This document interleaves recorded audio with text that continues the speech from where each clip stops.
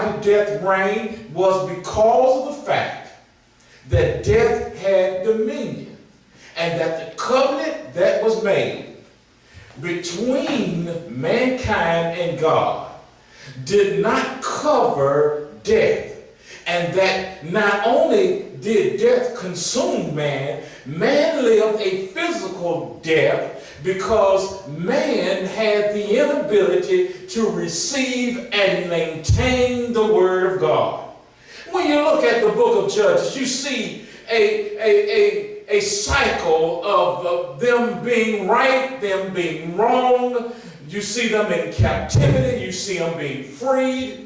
In the books of Kings and Second Chronicles and First Chronicles, you see kings that were right before the Lord, the nation grew. You see kings that weren't right before the Lord, religion fell apart, the temple fell down and it became dilapidated. Then somebody else would come and have a heart for God and rebuild the temple.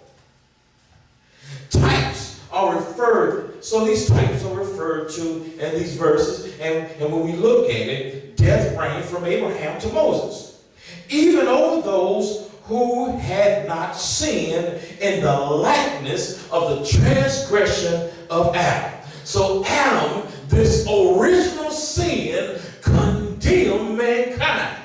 And so even though Adam sinned, everyone after that didn't do the same thing that Adam did, but his sin condemned mankind for a period.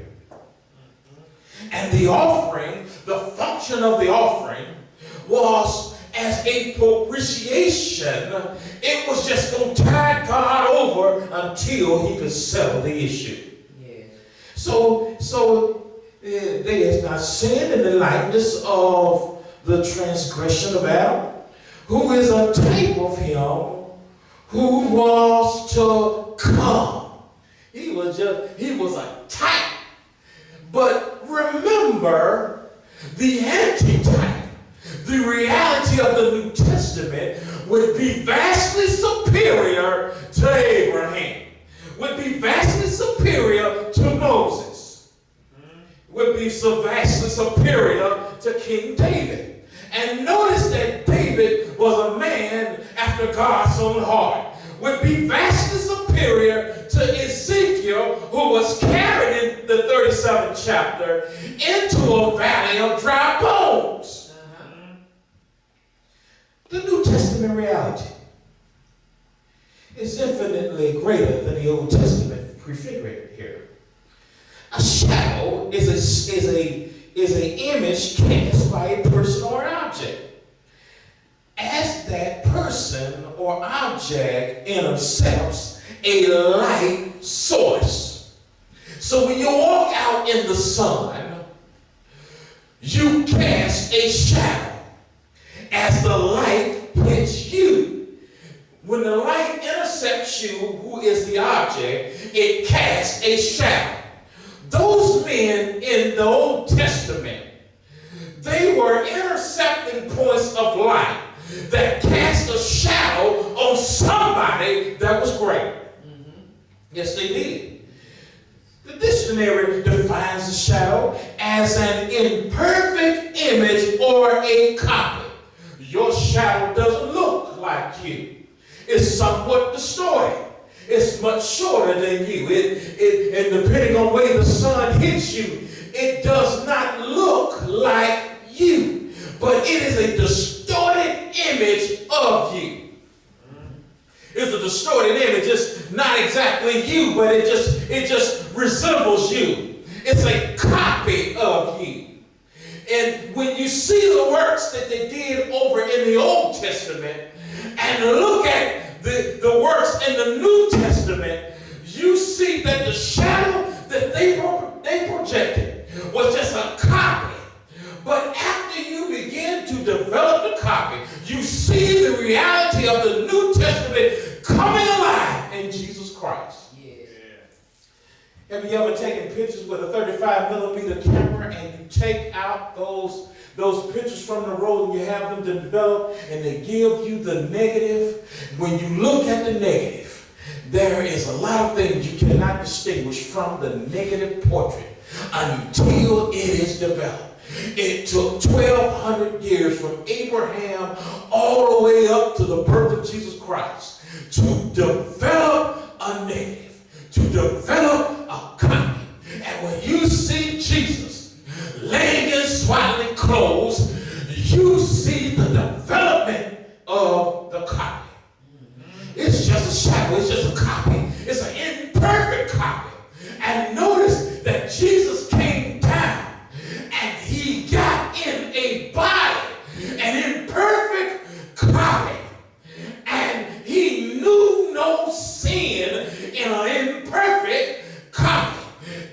Some writers have said that Jesus was in the Word of God, and the Word was encapsulated inside of flesh, the imperfect copy. And that's why you need Jesus on the inside of you, because he can take the negative and develop it into something positive. Yeah. He can take you, a negative, wretch undone, and make you into something more powerful. This negative, this is interesting, as it shows the shadow as far removed from its cause, and is therefore to be seen as vastly inferior to its antitype. Your shadow that casts itself on the ground is not superior to you as you walk. And if you go into a shaded area, your shadow leaves you, only to return when you go back into the light.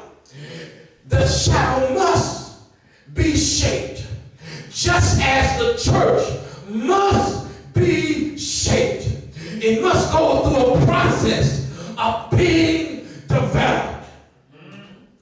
Don't just settle to be an imperfect copy that resembles the image of God, but does not have the fervor or the spirit to become what God says that you are. Yeah.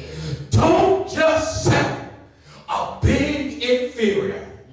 Don't just settle on being the tail. Don't just settle just being behind. Don't just settle being broke. Don't just settle living in sin. Get with the man that could,